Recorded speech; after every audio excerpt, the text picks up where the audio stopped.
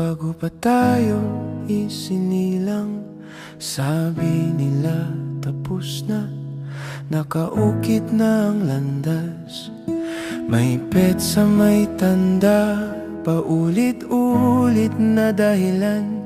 Pero bakit parang tayo ang gumagalaw sa kasaysayan?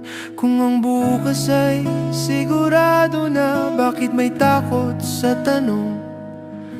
Kung ito'y tadhana talaga, bakit ba walang bakit ngayon?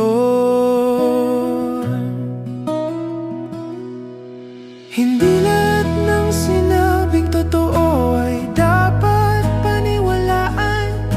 Hindi lahat ng nangyari ay isinulat para sundan.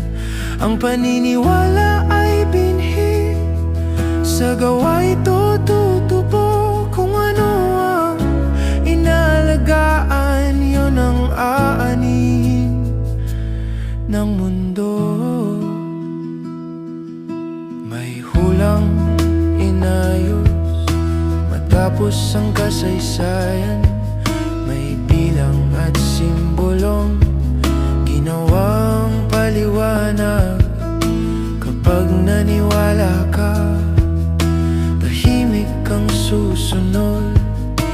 Kapag nagtanong ka, sasabing naligaw ka ng landas. Hindi galit ang tanong, hindi takot ang pagdududa. Ang isip na gumagalaw ay hindi kaaway ng paniniwala. Hindi nakasulat sa bato ang ating kinabukasan. Hindi hawak ng kwento ang bawat desisyon. Kung ang bukas ay binubuo ng hakbang ngayon, pumili kang may liwanag, hindi takot ang baon.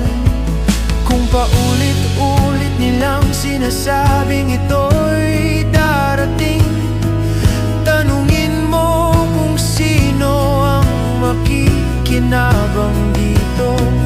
Kung sinasabi nilang wala ka nang magagawa, baka doon pa lang nagsisimula ang iyong lakas. Maniwala sa pag-asa, hindi sa takot na minana. Maniwala sa gawa, hindi sa hulang ginamit nila. Ang mundo ay hindi sumpa, ito'y responsibilidad. Sa kamay ng nagmamahal, ang bukas ay nababago pa.